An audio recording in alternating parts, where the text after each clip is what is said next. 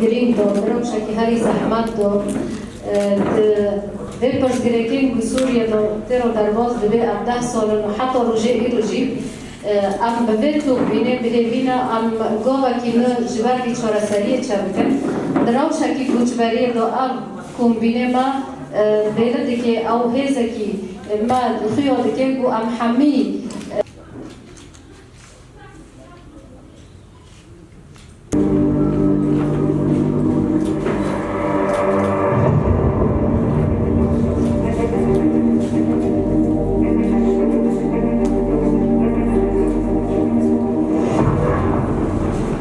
صنفت كمنظمة إرهابية من قبل الولايات المتحدة الأمريكية كونها تنحدر من تنظيم القاعدة الإسلامية، وانطلقت أولى خطواتها خلال السنوات الأولى. في عام 2012 تبنت جبهة النصرة وإصابة أكثر من 322 آخرين من أيار مايو عائدة ل 13 شخصاً